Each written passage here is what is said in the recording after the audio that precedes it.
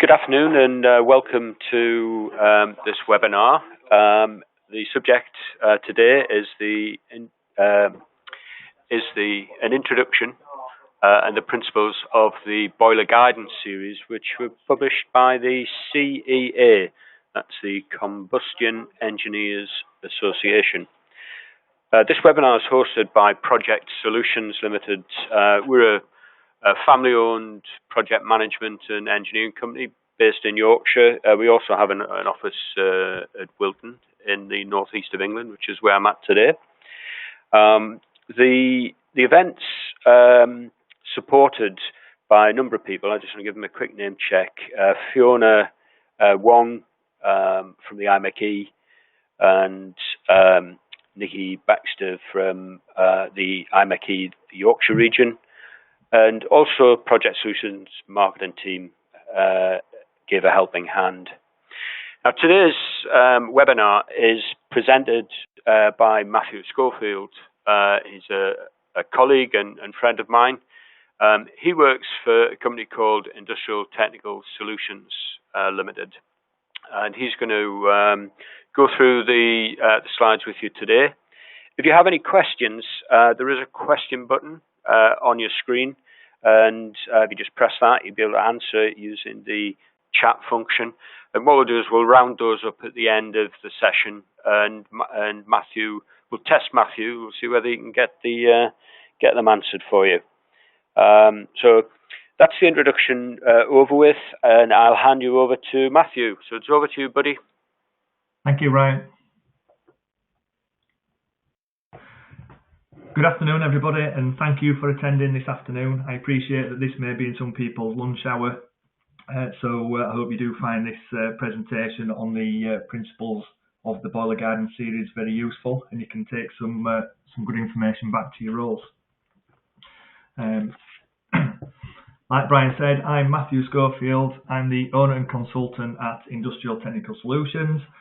As a voluntary role, I'm also the Vice Chair and Treasurer of the Combustion Engineering Association, and I operate as an independent specialist in the steam sector with over 25 years from industry, from basically backgrounds in chemical, pharmaceutical, energy from waste, waste incineration, and more recently service and hire provider in the steam industry.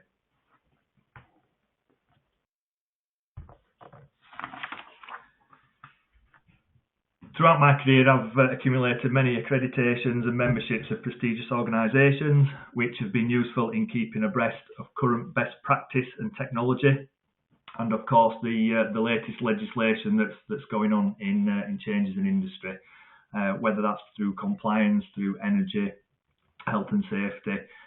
It's always good to keep informed and abreast of these progresses and changes.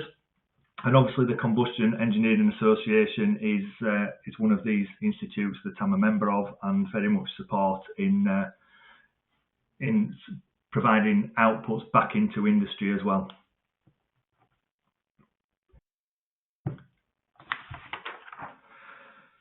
So that's enough about me, but who are the CEA? The Combustion Engineering Association is a not-for-profit charity. We were established in 1933 as a spin-off from the Coal Board at the time when there was major fuel shortages in the UK. It's been a charity since 1964 and it's operated from Net Park, which is located in Sedgefield in the northeast. And we are involved in all things combustion and steam related. It's a member-run organisation. So we have a vast number of members, and from that membership group, there is just over 20 people that act as council members, with some key appointed executive roles within there, such as chair, vice chair, treasurer, and such like. And there are 3 to 4 permanent staff members working out of the Net Park office. So very much members organisations from industry supporting the activities that go on out of the main office. And we also have various working groups that any member can be part of those working groups and support in the outputs and activities that the Combustion Engineering Association is involved in. That can be from training, energy user groups, development of the guidance series that we're going to talk about today. So it's very much an involved association with its member parties. Membership consists of sort of any industry and sector within the steam business. We have manufacturers of boilers and burners, people that manufacture and supply steam equipment such as steam traps, valves, and such like. Service providers providing service and support to industry. Companies that provide hire equipment for steam boilers and hot water boilers. Training organisations. Water treatment specialists that are looking after the chemical dosing on boiler plants and other equipment in factories. End users, which consist of owners and operators of steam equipment, and individual members who just want to keep abreast of what's going on in the industry.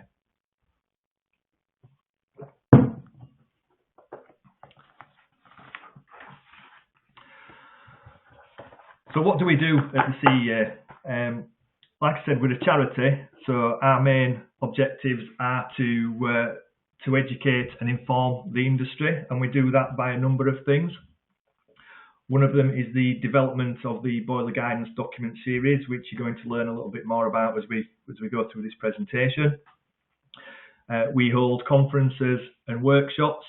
Obviously, they've been on hold through COVID, but prior to COVID, we had a number each year, roughly 3 or 4 conferences and workshops a year, and we're just about to start rolling those out again in November. Now things with COVID are starting to ease, and those conferences and workshops are there to educate delegates on such things as compliance, health and safety, risk assessments within boiler houses, new legislation and directives such as medium combustion plants. So a number of themes throughout the years that we've based these conferences on. We also develop and approve training courses, again to educate and strengthen the operational activities that people that are looking after boiler houses undertake. So there's a number of training courses that are approved by the CEA. One is BOAS, which is the Boiler Operations Accredited Scheme, and there's 2 levels of that, which are operations and manager level. We have IGAS, which is the Industrial Gas Accredited Scheme, which is all about making sure people that are working on gas systems are competent in an industrial environment. We saw that as a bit of a gap in the industry. There's very much courses for commercial and domestic, but industry will seem to be lacking in terms of gas compliance and competence. We also have the Steam Boiler Water Treatment course, which is all about making sure that hot water and steam boiler systems are adequately dosed with the right chemicals and managed accordingly, because it can be a major sign of failing if these things are got wrong. So all these courses are developed with people from industry and fed back into industry to give best engineering practice. We also work closely with the government, such as the EA and Health and Safety Executive as well. That's in relation to such things as environmental policies like the Medium Combustion Plant Directive or the HSE in developing some of this boiler guidance series, because as you'll find out later, some of it supplemented or replaced some HSE guidance that was withdrawn. And we basically support industry with best practice legislation and compliance, whether that's from a manufacturing or an end user perspective.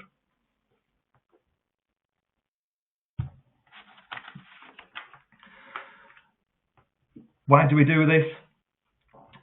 We want to educate people ranging from managers, operators, service providers to improve standards within the industry and basically reduce incidents and accidents. Luckily in the UK, boiler safety is very good. We see very little incidents within the UK borders, but there is in other continents still quite a lot of incidents that are happening. Apologies, I think I just had a glitch then, but I think we're back on. So we, Brian, is everything okay? think we're still there. Apologies. Yeah, we're all okay. Yeah, all okay. Yeah, good.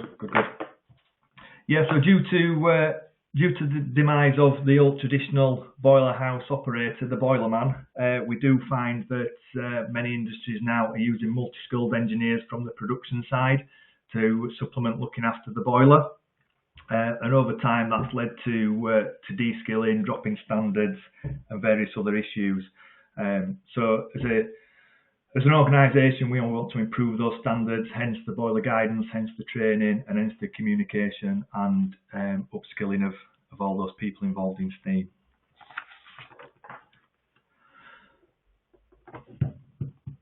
So the rest of the presentation we'll discuss in a little bit more detail about the boiler guidance series that's been produced and published by the Combustion Engineering Association.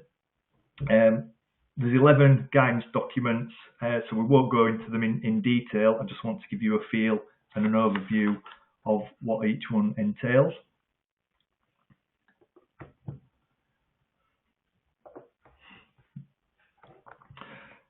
So firstly, why were the BG series produced? Basically, health and safety executive guidance was becoming outdated and being withdrawn from circulation. The HSE issued a document called IMechE 436, which is a high-level document on safe management of steam boilers. And the CEA in 2009 realised that there needed to be some further supporting documentation for operation of rather than just management. The HSE were also looking at withdrawing PM60 and PM5 documents from circulation. So in 2011, this led to the creation of BG01, which is the first BG document that was published, and now, sort of 10 years later, we are now on BG11. So the index of these has grown over the years.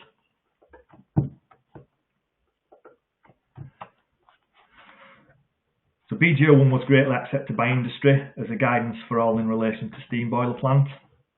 It was developed by industry for industry, and it takes away all the sort of legal jargon and puts it into nice, easy readable format, making it nice and clear and concise of what legislation needs to be adhered to, what British standards we need to follow, and operational guidance to support those activities.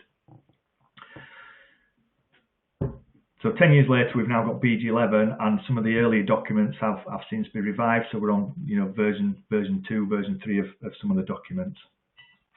BG01 was supported by SAFED and HSE in its guidance. Some of the later documents have just been developed by experts in industry supporting the Combustion Engineering Association.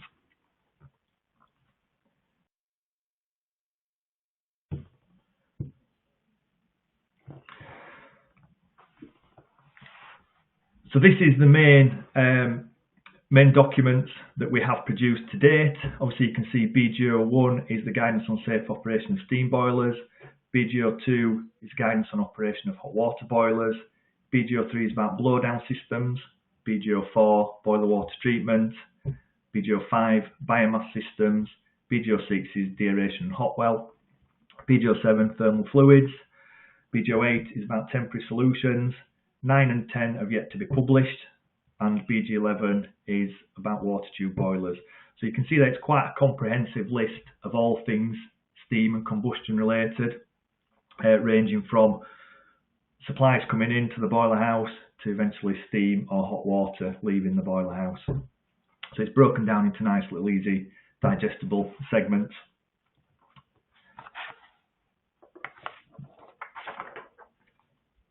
So now just talk through each one in a little bit more detail.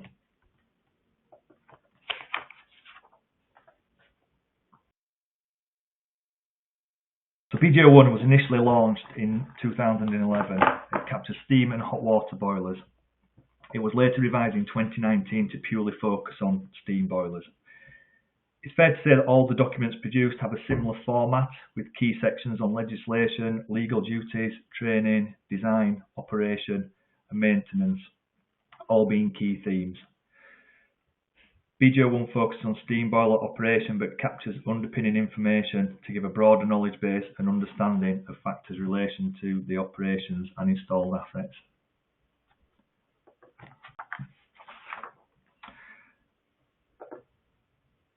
A key message from BGO1 relates to what we call boiler arrangements. These arrangements are defined by the level of control and automation on the boiler.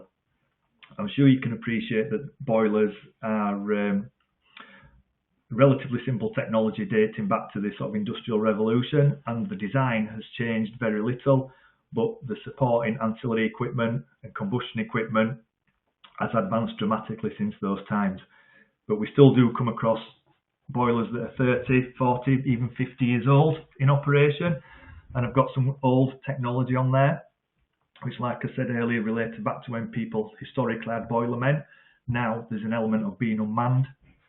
So we need to appreciate that, but we need to make sure that our systems are designed and installed and assessed against those unmanned operations. So we have basic boiler arrangement, which is one, which is covering external float chambers predominantly. And then we move to what's called arrangement 3, which has got high level integrity self-checking probes and flame sensors, automatic TDS control, plus enhanced equipment within the boiler house, all monitoring safety and safety functional circuits. So it covers basic operations through to more complex operations and things that we need to be aware of in terms of managing risk and operations for those assets and making sure they're manned accordingly. Manning requirements should never be driven purely by the arrangements, but should be determined by technical risk assessment that doesn't only cover the asset base that's installed, but all ancillary equipment, training, maintenance schedules, failure history, critical and potential impact on the surrounding location and environment, and potentially production. So we recognise that there is various scenarios and setups of boilers that can help influence manning, but it can't be taken in its entirety that's what's required. There's a whole host of factors, external factors, that can influence that. The documents also provide guidance on how to log and manage your boiler house equipment and service regimes and functionality as well. So quite comprehensive, thorough document.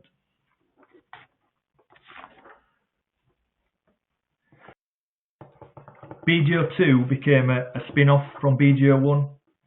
Initially, hot water boilers were part of the original document, but although they're similar in design, they are very much different in operational nature. They have different legislation requirements, although it can still fall under PSSR, depending on the operation, temperature and pressure of the installation.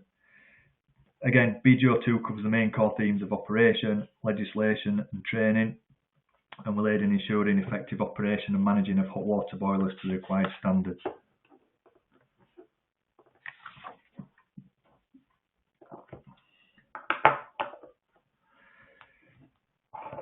So as mentioned, hot water boilers are physically similar in design and size to a steam boiler, but principles of operation different. They operate with a flooded closed circuit loop and have different functional checks and interlocks. And to ensure safe operation, they require different water treatment regimes. So both BGO1 and BGO2 were the sort of first documents that were produced in support with SAFED and the HSE, and they're actually available as free downloads from the CEA website.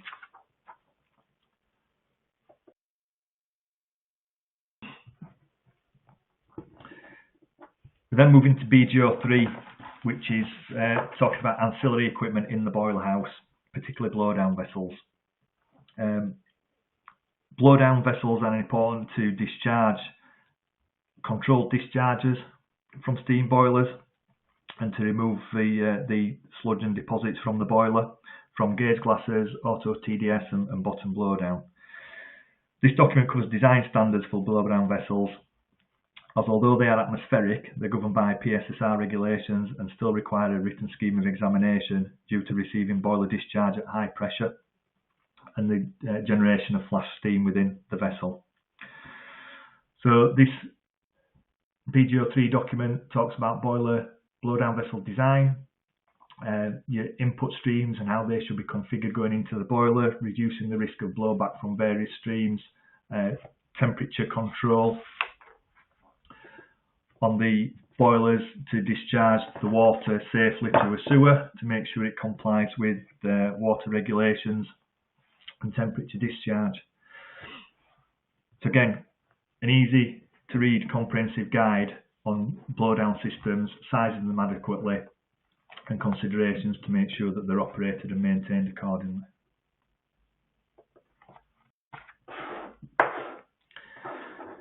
BGO4 is all about water treatment.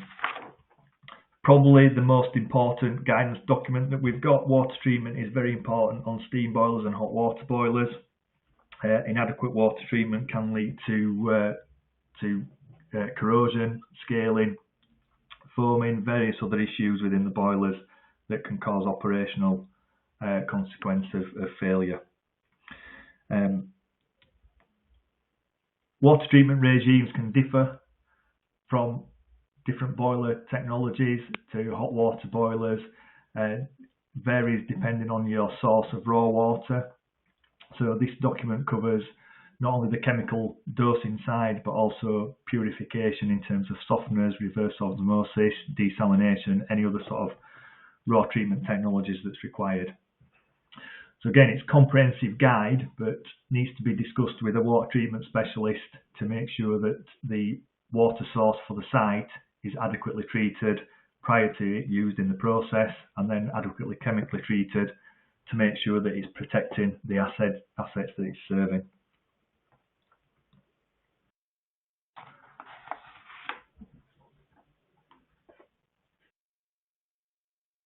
The consequence of getting water treatment wrong, we can see in some of these images. We can see scaling on some tubes. We can see oxygen pitting and corrosion in the middle picture where the tube's been opened up, some significant failures there. And then we can see corrosion and scaling on the right hand side. All these are paramount to inadequate water treatment, so it's important that we get water treatment right and remove these scenarios from our assets.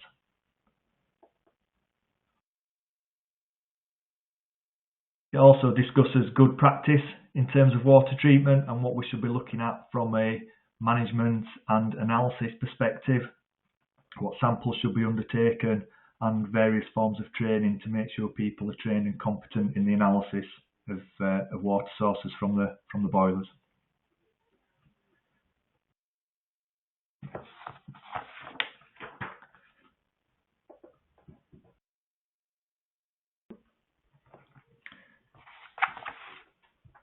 BGO5 is in relation to biomass boilers. Historically, there's been a move away from solid fuels since the emergence of the CEA down in 1933, when the reign of coal was more prevalent. So as the CEA's evolved over the years, the systems that we've looked at historically have gone more into liquid fuels and gaseous fuels. But in recent times, there has been an emergence of solid fuels in the form of biomass. So therefore, BGO5 was therefore evolved to raise awareness of the hazards, issues and complexities of owning and operating a biomass system. Many biomass systems are installed on financial strategy without full consideration of the whole life, operations and requirements. So BGO5's aim to make people consider all factors involved when looking after and investing in biomass technology, such as fuel storage, fire hazards, operation and maintenance issues. By considering these up front, adequate scopes and user requirement specifications can be developed to get the best functionality and operational aspects from the investments.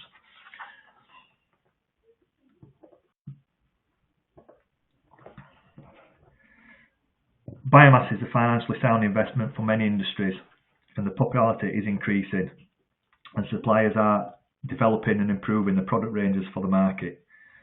Prior to investment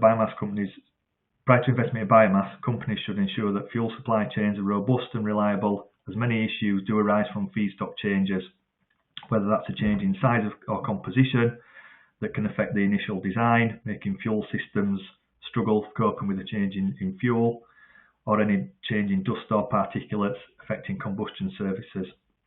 all of which can affect the energy output and reliability of the system. So a biomass system has to be the right operational solution as well as the right financial solution, and BGO5 aids in supporting that upfront underpinning knowledge to make sure you invest in the right technology.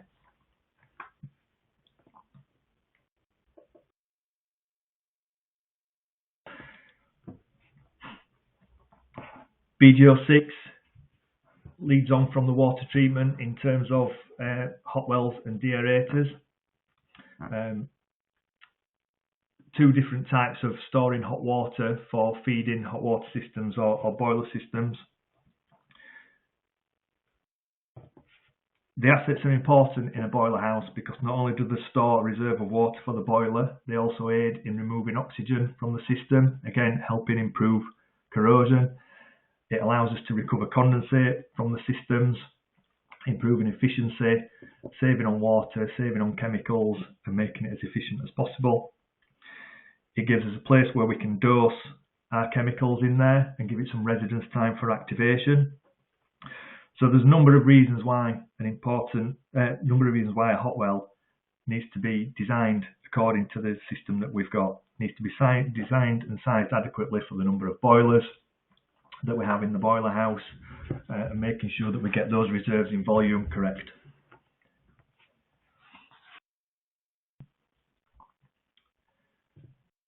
Hot wells are typically atmospheric, stored at a high level to give us some head for the pump. Again, helps in efficiency and protection of assets, so we avoid cavitation. We need to make sure the temperatures are maintained relatively high, typically about 85 degrees to feed into a boiler, so we're reducing the impact of thermal shock. We have steam spas, we have condensate recoveries, we have temperature and level control, all these features to help us manage and effectively feed good quality water forward into our boilers. An advance on hot wells is deaerators. Typically deaerators are stored slightly under pressure and allow us to maintain the feed water temperature at just above 100 degrees, typically about 105 degrees, and therefore making the system more efficient. It's important, again, that we adequately size and manage the deaerator system properly to make sure that we get good optimization and control of chemical dosing and temperatures feeding forward. So again, hot wells and deaerators, an important feature in the boiler house that we need to understand the design, the installation, the operation and maintenance to make sure that they're adequately performing.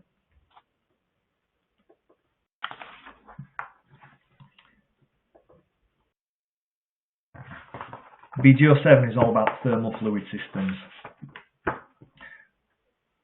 Thermal fluid, for some instances, is a good alternative to steam. It does allow higher temperatures to be achieved by a non-PSSR solution. You can get systems that operate up to 300, 400 degrees using thermal fluids, but it has its own inherent risks in doing so. Thermal fluid systems utilise combustion to heat a thermal oil, which is then circulated around a closed loop. BGO7 highlights the design considerations for deploying thermal oil and associated operations. It can be relatively simple to install and operate, but there are a number of risks due to the flammability of the oils, and ensuring the asset integrity and preventing loss of containment is paramount. Obviously, deaerators is an important factor when we're looking at thermal oils, because you've got a flammable fluid circulating around the system at high temperatures that could pose an issue if leaked into the normal atmosphere.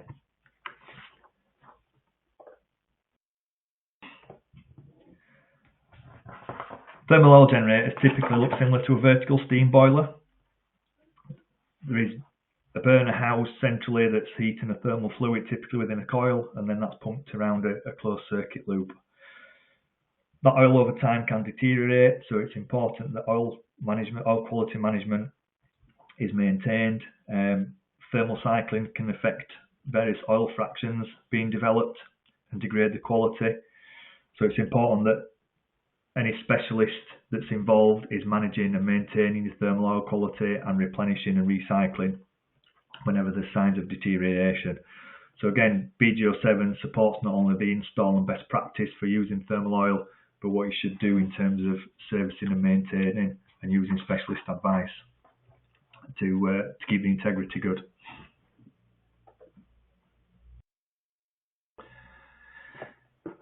BGO8 is all about temporary solutions. So the previous documents have all been about good design, installation, operation and maintenance of assets. But even when we're doing everything as required, following the guidance and best practice and good engineering standards, there are times when temporary solutions may be needed. That could be through a planned breakdown, reactive breakdown, changing production requirements meaning more steam, changing production requirements meaning less steam and current boilers are oversized so they need something smaller. It could be project work. There are various instances where temporary solutions could be deployed. So BGO8 talks about how do you deploy a temporary steam or hot water solution. It talks about connection points, the use of flexible hoses, the laydown areas, the responsibilities that lie under PSSR with the owners and their operators, because they can be different to, or they are different to installed facilities. Talks about logistics and laydown areas and all things related to making sure that system is deployed, installed and operated safely. A lot of people think that a temporary solution can just be brought in relatively quick, and in some instances it can. In other instances there is a lot of engineering and design work that needs to go in, depending on the complexity and the length of the hire that's required.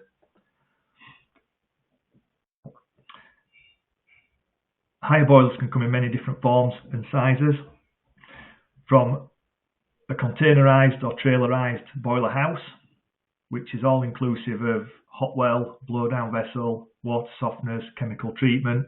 So basically a mobile boiler house. The static solutions, which is just a steam boiler connecting into existing infrastructure.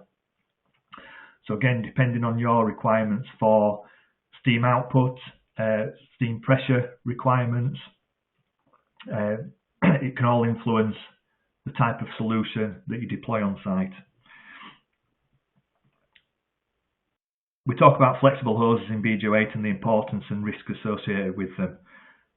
Temporary solutions do rely on an element of flexible hoses, but for steam, we discuss the importance of minimising that length and keeping it as small as physically possible. So again, it's important that if you're looking at a steam solution, you try and engineer in contingency plans for tying points and connections, meaning you can reduce the amount of temporary pipe work that's needed.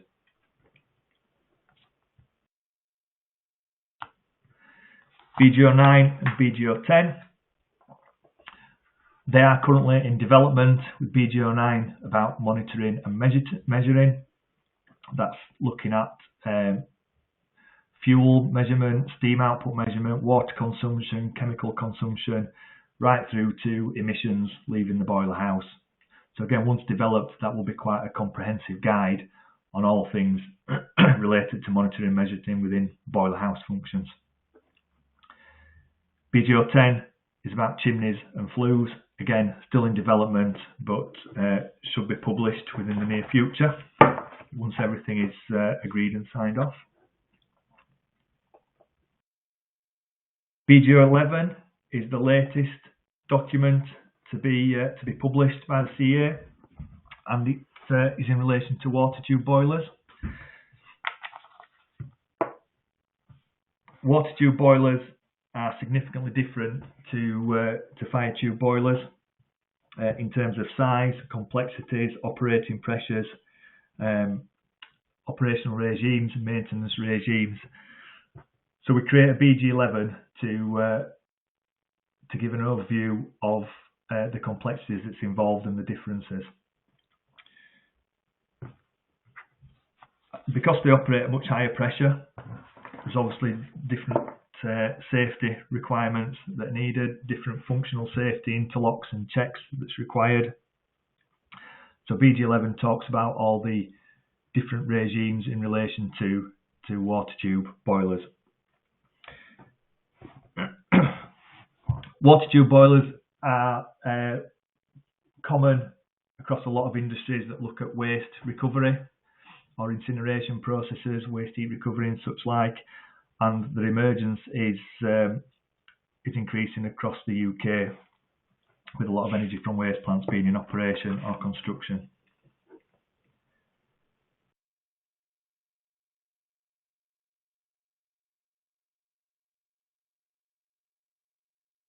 As you can see, they are quite different in terms of schematics and layout of a standard package steam boiler. And like we said, they do operate at higher pressure, and typically there'll be some form of energy recovery power generation at the back end as well to make them more efficient.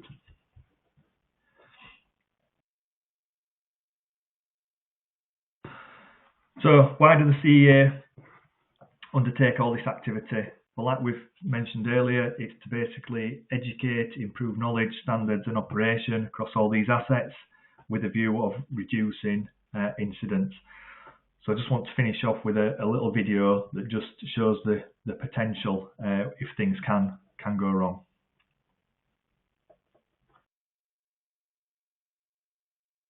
This is an actual incident recorded on CCTV footage a few years ago. Unfortunately, there is no sound that goes with it, but it is available on the internet. But it just demonstrates the explosive power of a steam boiler if it's not looked after properly.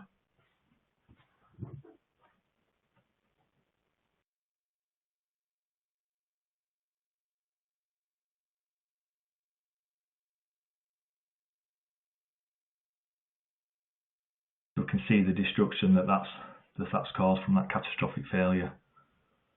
And that guy was lucky to walk away alive from that situation. The boiler's actually left the building and there's debris scattered all around the facility.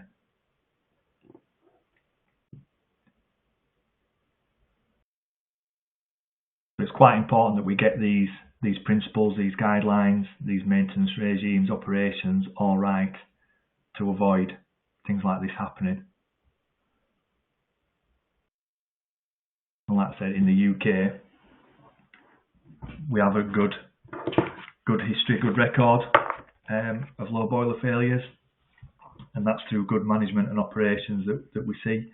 So we want to maintain that and instill that into future generations. So I'd just like to thank some companies that have kindly provided images to use in the presentation. So there's another number of companies there that have also been contributors to the boiler guidance document. Most of those companies are members of the CEA and have volunteers that support the council and generation of these documents.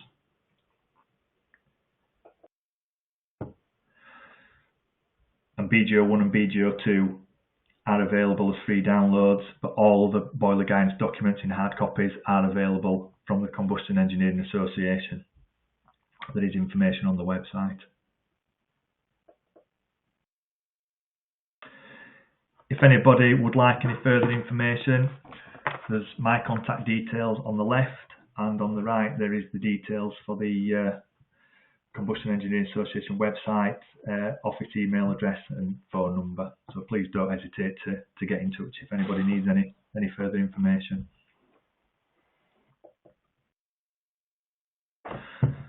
And Brian, back over to you. Thank you all for listening. Okay, thank you very much, Matthew. That was brilliant, very interesting. Especially liked the video. Just got one thing to say about it, which was ouch. That guy was so lucky.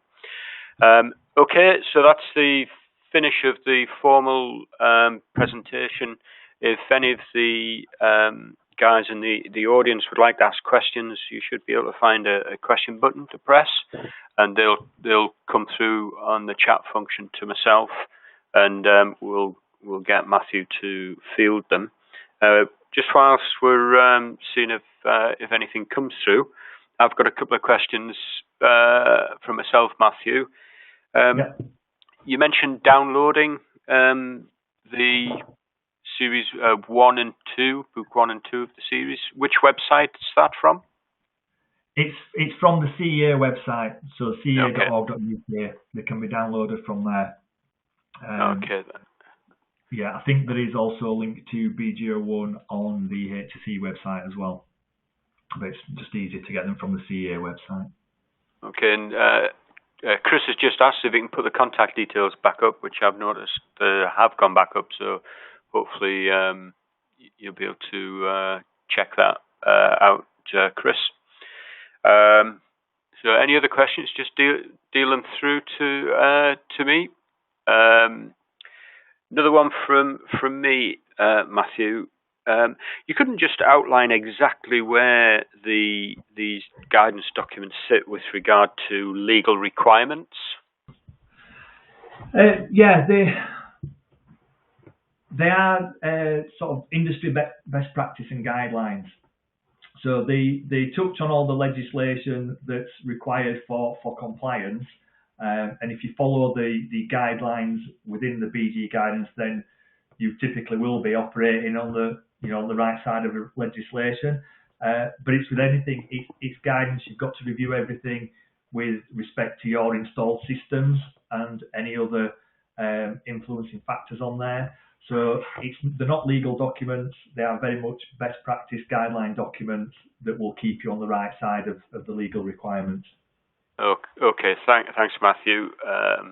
So if I understand that right, is if you're doing the stuff, doing that good practice, and something untoward happens, then you've got a justification for your current practices. And if you haven't followed the good practice, then you'd have to explain yourself. Is that how it would work? Yeah. You need to demonstrate that you're doing something equal to or better. Right, that's great. I've got another question in from David. Do the CEA have any view on what proportion of boilers in the UK are being operated by BOAS qualified operators? Oh, good question. We have over 5,000 people that's BOAS qualified now. Obviously, there will be multiple people on individual sites that are qualified, so that doesn't mean 5,000 installations have got BOAS qualified operators. It's obviously less than that. But there is some guesstimates effectively about how many boilers are out there, and there's been talk of about 17,000 steam boilers operating in the UK. So as a percentage, probably still a low percentage that's operated by BOAS qualified people, but that is something that's increasing, and we are seeing more and more people getting trained to the BOAS standard. That's operators and managers. So that percentage hopefully will improve over time, and we'll see a lot higher percentage of boilers being operated by BOAS qualified people. Okay, thanks, Matthew, and hopefully that answers David's question. I'll ask one on, you mentioned temporary solutions or temporary installations. Is there a limit on how long a temporary installation can be in place before it stops being temporary? Again, another good question. Strictly speaking, probably not. If a temporary solution is owned by a separate body, effectively, so it's all about how long do you need that installation for. If it's going to be over 12 months, it still needs to comply with the written scheme and inspection philosophy, but there's different ownership and operational requirements from the PSSR for who owns a temporary solution. But there has been sites, I'm aware of sites where they've got higher boilers that have been there over 3 years. Majority are short-term rentals covering planned outage or reactive outages. But I don't think there is any legislation that stipulates at what point it becomes permanent, because it's all about ownership.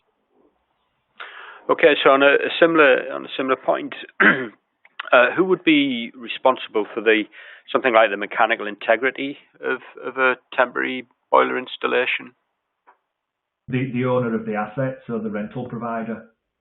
Right, okay.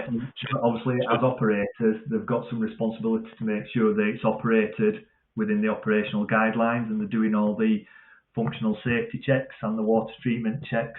So there's still, if they're not following the chemical dosing regime or the checks adequately, and there's failure due to corrosion or oxygen pitting, then obviously the operator has got some liability. But the asset under PSSR, the asset still belongs to the owner, or the responsibility still belongs to the owner. Okay, that's great. Thanks for that, Matthew. We've had no more questions coming from the attendees, so I think it's 1:15. I think we'll call it a wrap. So just to close out, so finally, thank you, Matthew, for your time and your investment presentation. Really enjoyed it. And also a quick name check and thanks to the Projex Solutions marketing team for supporting me, Fiona Wong from the IMechE head office, who does all the clever technical stuff in the background, and also the IMechE Yorkshire region, and Nikki, who does all of our admin for Yorkshire, and without her these things tend not to happen. So I'll just wish everybody a really nice day, and look forward to some sort of follow-up, Matthew. I'm sure we'll hear from you again. So thanks very much, everybody. And again, thank you to IMechE and Projex for allowing us to present. That's fine, and we'll just hand back over to Fiona. Bye. Thank you. Bye.